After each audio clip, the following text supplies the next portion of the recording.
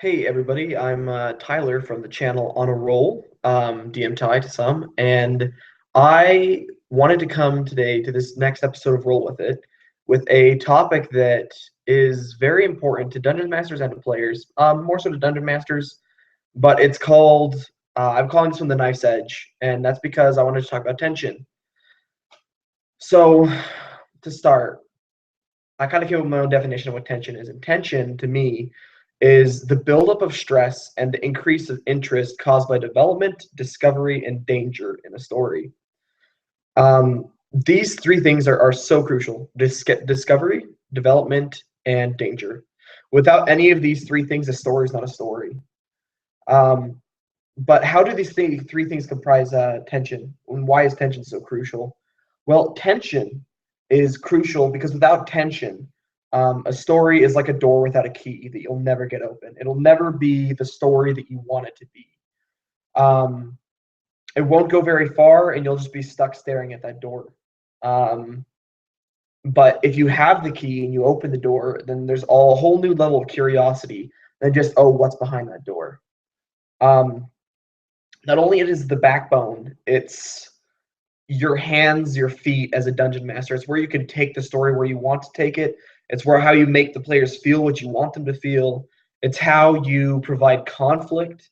And without this tension, without this predecessor to conflict, the story doesn't become anything. It's just that it's you talking to the players, but then nothing happening. It's not going anywhere. You're not feeling anything, they're not feeling anything. And that's why in our favorite video games that final boss fight is so powerful.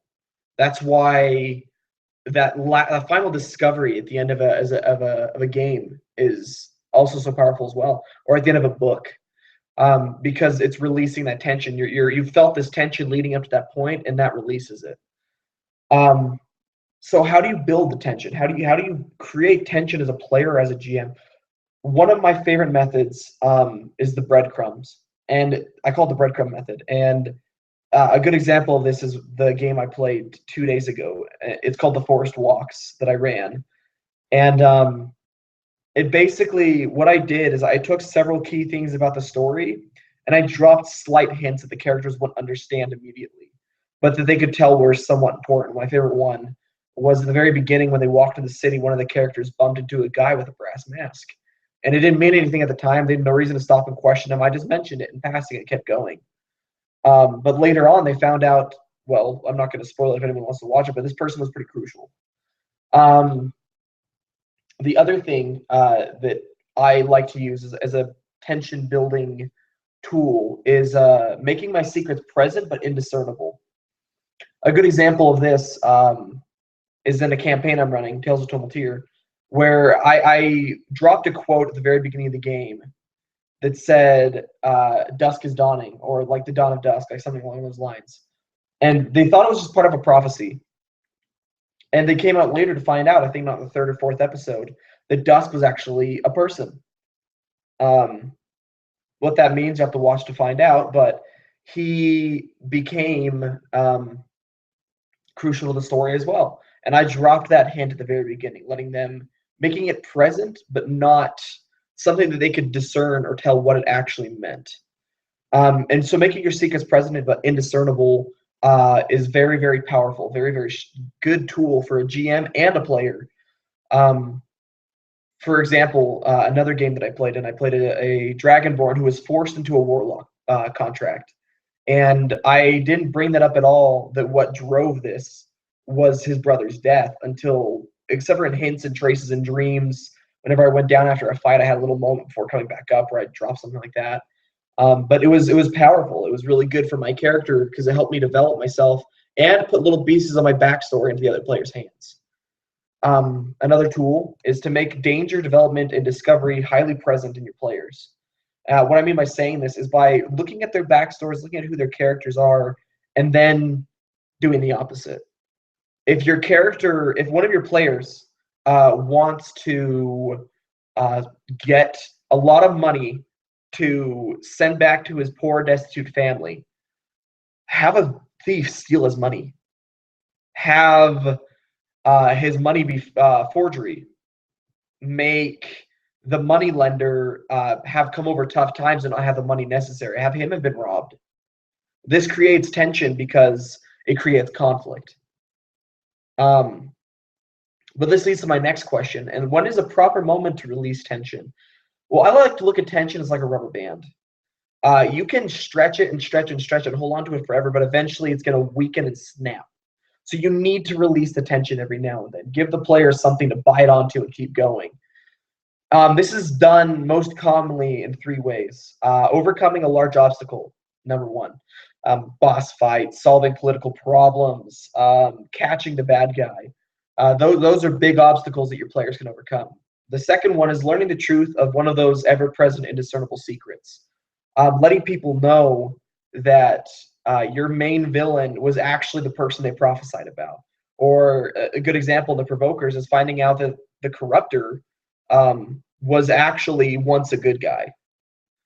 These little discoveries help build onto your tension as a player and as a GM, because it's a secret that's being revealed.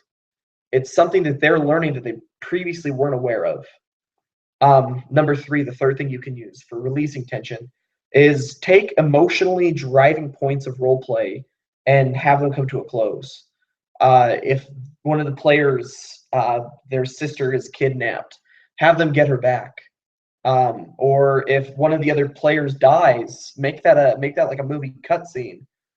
Let them play that out. Those emotionally driving moments, they release tension, but they can build it as well. If that makes sense. One of my biggest warnings about tension, though, is that you don't want to. If you don't want to release tension, then don't do those 3 things stated above. I've watched several campaigns where they put all their eggs in one basket, and the players manage to kill the bad guy, or they have this secret they've been holding on to for so long, and it wasn't quite the right moment to release it, but they did anyways because somebody got a good roll on persuasion or deception or something, and that tension's just gone after that. Once you use those moments, the tension just disappears. So if you don't want to lose tension, don't do that. If you want to keep your tension, but you want them to get close, maybe, or give them hope, keep the villain just out of reach.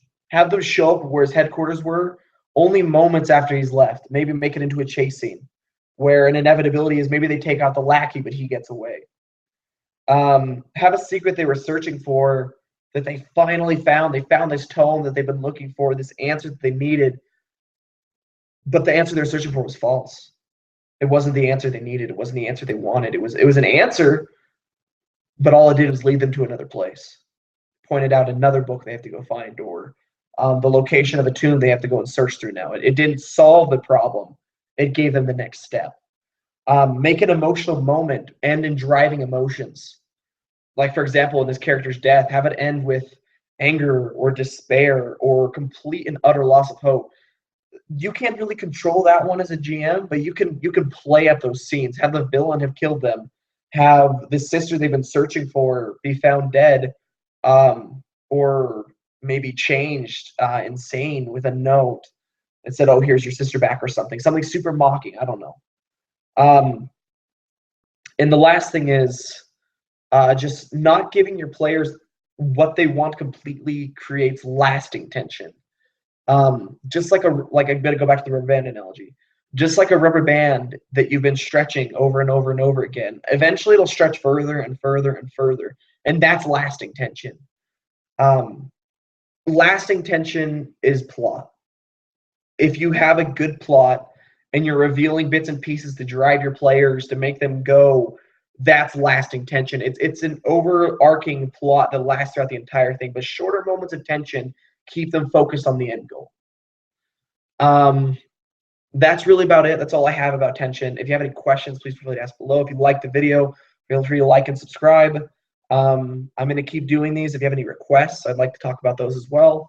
And again, I'm Ty from On a Roll, and I hope that the information I provided you and the advice has been very helpful to you.